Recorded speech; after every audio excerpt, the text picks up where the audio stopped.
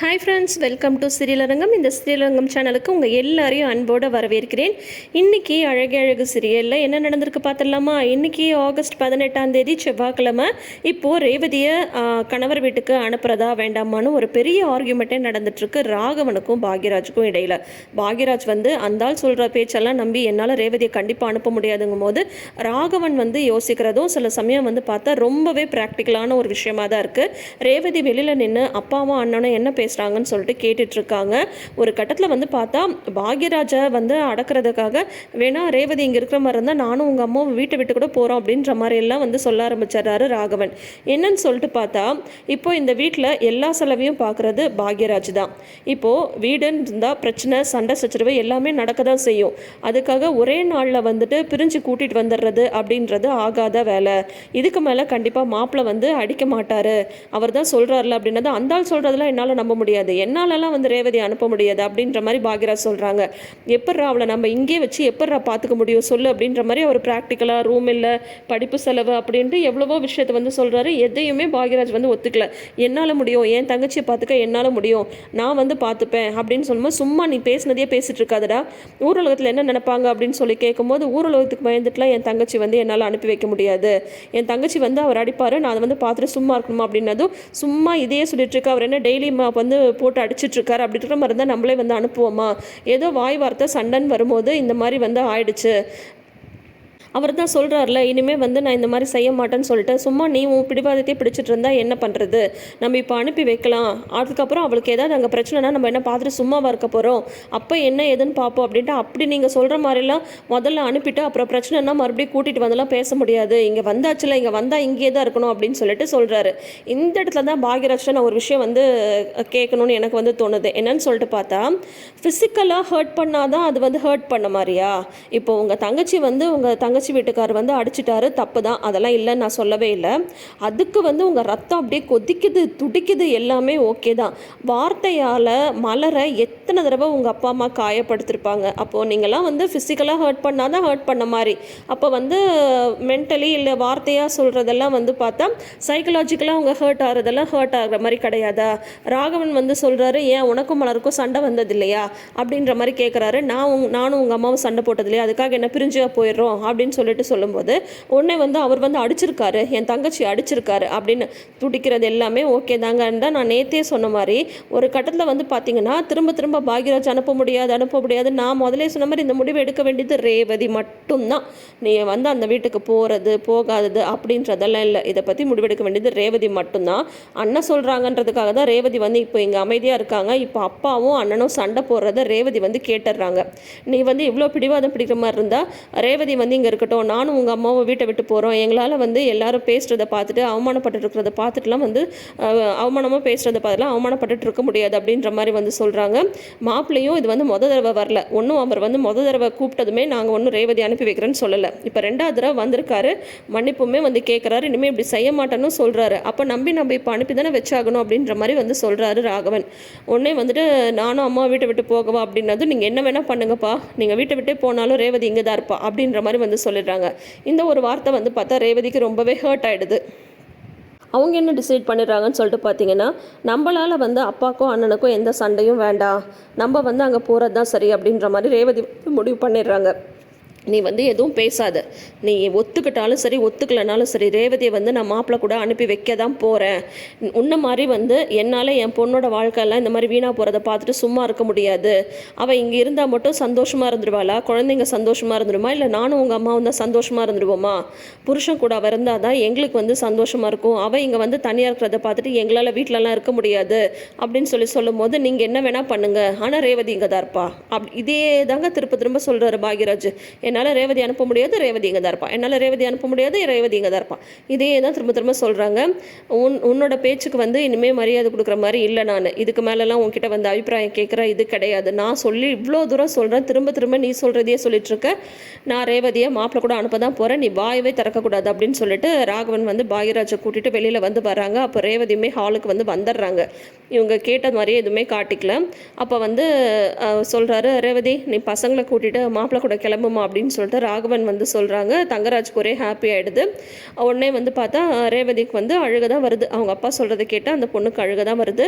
உடனே பாக்யராஜ் வந்து சொல்கிறாங்க, அதெல்லாம் முடியாது, ரேவதி எங்கேயும் போகிறது கிடையாது, ரேவதி இங்கே தான் இருக்க போகிறா அப்படின்னு சொல்லிட்டு பாக்யராஜ் வந்து சொல்கிறாங்க. இப்போ நீ வாயை மூட போறியா இல்லையா, அமைதியாருன்னு சொல்கிறல்ல அப்படின்னு சொல்லிட்டு ராகவன் வந்து சொல்லும்போது உடனே தங்கராஜ் வந்து சொல்கிறாங்க, மாமா இப்போ நான் வந்து உங்களுக்கு சத்தியம் பண்ணி சொல்கிறேன், இதுக்கு மேலே ரேவதியை வந்து கண்டிப்பாக நான் அடிக்கவே மாட்டேன், தெரியாமல் நடந்துருச்சு, ஒரு வாய் வார்த்தை சண்டைன்னு வரும்போது இந்த மாதிரி ஆயிடுச்சு, இனிமேல் ரேவதி என்ன சொல்கிறாளோ, ரேவதி என்ன விருப்பப்படுறாளோ, நான் வந்து அந்த மாதிரி நடந்துக்கிறேன், என் விருப்பத்துக்கு இருக்க சொல்லி ரேவதியை சொல்ல மாட்டேன், அவள் விருப்பத்துக்கு தான் இனிமேல் நான் வந்து இருப்பேன் அப்படின்ற மாதிரிலாம் மாமனார் மாமியார் என்னெல்லாம் சொல்லி சமாதானப்படுத்தணுமோ எல்லாமே வந்து சொல்கிறாரு. உடனே வந்து பார்த்தா நீங்கள் சொல்கிறதெல்லாம் நம்பியெல்லாம் ரேவதி அனுப்ப முடியாது, நான் தான் சொல்கிறேன்ல ரேவதி எங்கேயும் வரமாட்டா, இங்கே தான் இருப்பா, பசங்களும் இங்கே தான் இருப்பாங்க அப்படின்னு சொல்லும்போது உடனே ரேவதி அப்போ தான் பேச ஆரம்பிக்கிறாங்க. நான் வந்து அவரோட கிளம்புறேன் அப்படின்னு சொல்லிட்டு சொல்கிறாங்க. அப்போ தான் வந்து பார்த்தா தங்கராஜுக்குமே அப்பா வரேன்னு சொல்லிட்டாடா அப்படின்ற மாதிரி வந்து இருக்குது. அதெல்லாம் ஒன்றும் தேவையில்லை ரேவதி, நீ அவர் சொல்கிறாருன்றதுக்காகலாம் நீ ஒன்றும் போக தேவையில்லை அப்படின்னு சொல்லும்போது, இல்லைண்ணே நான் அங்கே போகிறது தான் சரி, அவர் தான் சொல்கிறார்ல இனிமேல் அவர் வந்து என்னை அடிக்கலாம் மாட்டார், என்னை வந்து அவர் நல்லா பார்த்துப்பாரு, நான் வந்து கிளம்புறேன் அப்படின்னு சொல்லிட்டு ரேவதி சொல்லவும் ஒரே ஷாக் ஆகிடுது பாக்யராஜுக்கு. உடனே கோச்சிட்டு ரூம்குள்ளார வந்து போகிறாங்க. பின்னாடியே ரேவதி, மலர், மதி, சுரேஷ் எல்லாருமே போகிறாங்க. பாக்யராஜ் வந்து சமாதானப்படுத்த, அக்காவே வந்து அங்கே மாமா கூட போகிறேன்னு சொல்லுது இல்லைன்னா நீ ஏன்னா புரிஞ்சுக்காமல் பேசிகிட்டு இருக்க அப்படின்னதும், டே நீ எப்போ பார்த்தாலும் அவருக்கே தான் வந்து சப்போர்ட் பண்ணுவியா, அடி வாங்கிட்டு நின்றுட்டு இருக்கிறது உங்கள் அக்காடா, அதை பற்றி உனக்கு யோசனையே இல்லையா அப்படின்னு சொல்லும்போது, எப்போயாவது அவர்கிட்ட போய் கேட்டியா ஏன் இப்படி பண்ணீங்க அப்படிங்கும்போது, ஏன் எல்லார் முன்னாடி கேட்டால் தான் கேட்ட மாதிரி அர்த்தமா, நானுமே தனியாக மாமாட்ட வந்து பேசினேன், இனிமேல் அவர் இந்த மாதிரி நடந்துக்க மாட்டேன்னு சொல்லிட்டு என்கிட்டயுமே வந்து சொல்லியிருக்காரு அப்படின்னு சொல்லும்போது, ரேவதி யார் என்ன சொன்னாலும் சரி நீ வந்து போகக்கூடாது, நீ இங்கே தான் இருக்கணும், நான் வந்து உன்னை பார்த்துக்கிறேன், அண்ணன் உன்னை பார்த்துக்கிறேன், என் மேலே உனக்கு நம்பிக்கை இல்லையா அப்படின்னு சொல்லிட்டு கேட்குறாங்க. நீ என்னை பார்த்து பண்ண, எனக்கு அது மேலே நம்பிக்கை இருக்குது, நான் இல்லைன்னுலாம் சொல்லலை, ஆனால் நான் எப்படி இங்கேயே இருக்க முடியும், இங்கே இருக்கிறதுலாம் ஒத்து வராதுன்னு அப்படின்னு சொல்லிட்டு சொல்கிறாங்க. ஏன் ஒத்து வராது, அதெல்லாம் ஒத்து வரும், நான் பார்த்துக்கிறேன், என்ன வளர நீ பார்த்துட்டே இருக்க, நீ ஏதாவது சொல்லு அப்படின்னு சொல்லிட்டு சொல்கிறாங்க. இதில் நான் என்ன சொல்ல முடியுங்க, இது வந்து ரேவதி தானே முடிவெடுக்கணும் அப்படின்னு சொல்லிட்டு மலர் வந்து சொல்லும்போது உடனே மதி வந்து சொல்கிறாங்க, இப்போது அவர் கூப்பிட்றாருன்றதுக்காக நீங்கள் போகணும்லாம் இல்லைங்க, நீங்கள் என்ன நினைக்கிறீங்களோ அந்த மாதிரி நீங்கள் முடிவு பண்ணுங்க அப்படின்னு சொல்லும்போது உடனே ரேவதி வந்து மதி ஆஃப் பண்ணிடுறாங்க. உன்னையும் தான் உங்கள் அப்பா வந்து கூட்டிகிட்டு போனார் சுரேஷ் வந்து அடித்தப்போ, ஆனால் நீங்கள் கிளம்பி வந்துட்டல்ல, அங்கேயே இருக்கேன்னு சொல்லிட்டுலாம் இல்லைல்ல, அதுதான் ப்ராக்டிக்கல், அதுதான் நிஜம், அதுதான் யதார்த்தம். அதே மாதிரி தான் இப்போ நானுமே அவரை வந்து என்னை கூப்பிட்றாருன்னு சொல்லிட்டு அங்கே வந்து கிளம்பி போகிறேன். உனக்கு தெரியும்ல மதி, அங்கேயே உன்னால் இருக்க முடியாதுன்னு உனக்கு தெரியும்ல, அதே மாதிரி தான் என்னால் இங்கேயெல்லாம் இருக்க முடியாது, அதுதான் என் வீடு, அங்கே நான் போய் தான் ஆகணும், என்ன பிரச்சனைனாலும் நான் வந்து சமாளிச்சுக்கிறேன் அப்படின்னு சொல்லிட்டு சொல்கிறாங்க. அதுக்கு அடுத்த வார்த்தை மதி வந்து பேசவே இல்லை. ஏன்னா மதிக்கும் சுரேஷ்க்கும் ஒரு அண்டர்ஸ்டாண்டிங்கே இல்லை. ஆனால் வந்து அப்பா அம்மா கஷ்டப்படுவாங்கன்னு சொல்லிட்டு அவங்க கிளம்பி வந்தாங்கள்ல, சேம் அதே சுச்சுவேஷன் இப்போது ரேவதி இங்கே இருக்கிறதுனால ராகவனுக்கும் பாக்யராஜுக்கும் பிரச்சனை வர மாதிரி இருக்குது. அப்படின்ற கட்டத்தில் ரேவதி இப்படி ஒரு முடிவை வந்து எடுத்திருக்காங்க. சொல்லப்போனால் நிறைய பெண்களோட நிலமை வந்து இன்றைக்கி இதுதான்.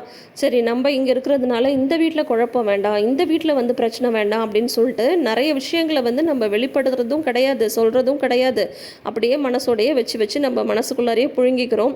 ஆனால் நான் வந்து ஆல்ரெடி நேற்று வந்து சொன்ன மாதிரி ரேவதிக்குன்னு சொல்லிட்டு ஒரு ஃபினான்ஷியல் இண்டிபெண்டன்ஸ் வேணும்னா ரேவதி கண்டிப்பாக வேலைக்கு போகணும். அந்த ஒரு டிமாண்ட் அவங்க வந்து வச்சுருக்கலாம். பட் அதெல்லாம் எதுவுமே வைக்கல. பாக்யராஜும் ராகவனும் சண்டை போடுறதை பார்த்துட்டே ரேவதி வந்துட்டு சரி நம்ம இங்கேருந்து கிளம்பிடலாம் அப்படின்ற மாதிரி ரேவதி வந்து முடிவு எடுத்துடுறாங்க. இப்போ வந்து பார்த்தா அவங்க வந்து கிளம்புறாங்க. நீங்கள் ஒன்றும் பயப்படாதீங்க மாமா, நான் வந்து நல்லா பார்த்துக்கிறேன், உங்களுக்கு ஏதோ உடம்பு சரியில்லைன்னு சொன்னீங்களே, நான் வேணா டாக்டர்கிட்ட கூட்டிகிட்டு போகவா அப்படின்ற மாதிரி தங்கராஜ் வந்து நடிக்க ஆரம்பிச்சிடுறாரு. பாக்யராஜ் சொல்கிறது ஒரு விதத்தில் வந்து பார்த்தா அவர் நடிக்கிறாரு அப்படின்ற மாதிரி தான் வந்து சொல்கிறாரு. கரெக்டு தான், நடிக்கிறாரு தான், ஆனால் என்ன பண்ணுறது அப்படின்ற மாதிரி தான் வந்து இப்போது ராகவனுக்குமே அவங்களுமே என்ன சொல்கிறாங்கன்னு பார்த்தா அவர் அடித்தது தப்பு தான், இல்லைன்னா சொல்லவே இல்லை, யார் எந்த ஒரு அப்பா அம்மாவும் பொண்ணை அடிக்கிறத பார்த்துட்டுலாம் சும்மாலாம் இருக்க மாட்டாங்க, இனிமேல் அவர் வந்து அடிக்க மாட்டார் அப்படின்ற மாதிரிலாம் தான் சொல்லியிருக்காங்க. சரி பார்க்கலாம் என்ன நடக்குதுன்னு சொல்லிட்டு இப்போ வந்து பார்த்தா ரேவதி கிளம்புறாங்க. கிளம்பும் போதும் பாக்யராஜ் வந்து சொல்கிறாங்க, ரேவதி நீ அங்கே போயிட்டு உனக்கு ஏதாவது ஒரு பிரச்சனைனா உடனே எனக்கு ஃபோன் பண்ணு, நான் இருக்கேன், உனக்காக நான் வந்து நிற்பேன் அப்படின்ற மாதிரி வந்து சொல்கிறாங்க. கண்டிப்பாண்ணே, எனக்கு தெரியும்ண்ணே, நீ எனக்காக இருக்கன்றதே எனக்கு வந்து தெரியும், அப்படின்னு சொல்லிட்டு சொல்கிறாங்க ரேவதி. இதெல்லாம் கேட்டுட்டு தங்கராஜுக்கு பயங்கர கடுப்பாகுது. ஆனால் ரேவதி ஒரு விதத்தில் ரொம்ப ரொம்ப கொடுத்து வச்சவங்க. என்னன்னு சொல்லிட்டு பார்த்தீங்கன்னா, தனக்காக நான் இருக்கேன், நீ ஒன்றும் கவலைப்படாதம்மா அப்படின்னு சொல்லிட்டு ஒரு அண்ணன் சொல்லும்போது, எத்தனை பேருக்கு இந்த மாதிரி அமையும் இல்லையா? நம்மளுக்கு ஒன்றுன்னா என் அண்ணன் வந்து நிற்பான், எனக்கு ஒன்றுனா என் தம்பி வந்து நிற்பான் அப்படின்ற மாதிரி அந்த ஒரு நம்பிக்கை, அந்த பரஸ்பர நம்பிக்கைன்றது எத்தனை பேருக்கு வந்து கிடைக்கும் இல்லையா?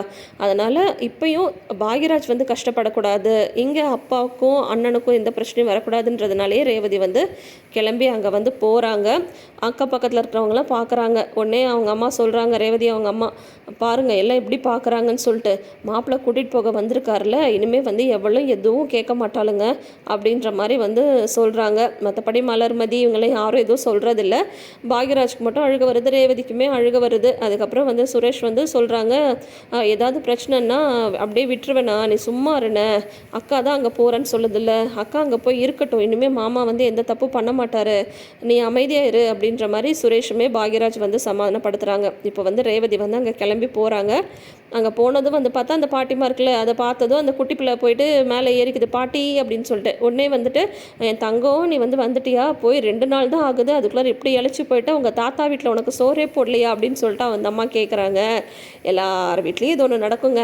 காலையில் வந்திருப்போம், சாயந்தரம் போவோம், என்ன காலையில் போயிட்டு அதுக்குள்ளே இழைச்சி போயிட்ட அப்படின்ற மாதிரி ஒரு வார்த்தை வரும். நமக்கு கடுப்பிடிக்கும். எங்க காலையில் போய்ட்டு இப்போ சாயந்தரம் 4 மணிக்கெலாம் வந்துட்டோம், அதுன்னு அந்த ஒரு நாளில் வந்து நீங்கள் வந்து இழைச்சி போயிடுவாங்களா பேர பிள்ளைங்க? இந்த மாதிரி கடுப்பெல்லாம் எல்லார் வீட்லேயும் நடக்குங்க. அதில் ரேவதி கிட்ட வேறு அந்த அம்மா வந்து சொல்கிறாங்க, என்ன 2 நாளில் வந்துட்டேன், உங்கள் அப்பா அம்மா இதுக்கு மேலே பார்த்துக்க முடியாதுன்னு சொல்லிட்டு உன்னை வந்து திருப்பி அனுப்பிட்டாங்களா?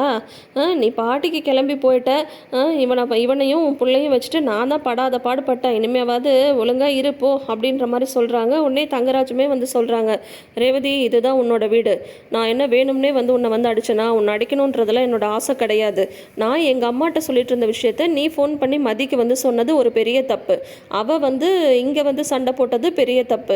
அப்படி இருக்கும்போது அந்த சமயத்தில் நீ வந்து எனக்கு சப்போர்ட்டாக பேசாமல் மதிக்கு சப்போர்ட்டாக பேசினது பெரிய தப்பு. அதனால தானே எனக்கு கோவப்பட்டு நான் உன்னை அடித்தேன். முதல்ல ஒன்று புரிஞ்சுக்கோ, எப்போ ஒரு பொண்ணு கல்யாணம் பண்ணிட்டு புகுந்த வீட்டுக்கு வராலோ, இந்த வீட்டுக்கு ஆதரவாக இந்த வீட்டுக்கு சப்போர்ட்டாக தான் நீ வந்து பேசணும். இனிமே இங்கே நடக்கிற எல்லா விஷயத்தையும் உடனே ஃபோன் அடித்து அங்கே எதுவும் சொல்லாத. அப்படி வந்து நீ பண்ணாமல் இருந்தாவே இங்கே வந்து பிரச்சனை இல்லாமல் நீ வந்து வாழலாம். முதல்ல இதுதான் உன் வீடுன்ற நினப்பை உன் மனசில் வந்து வச்சுக்கோ, புரியுதா?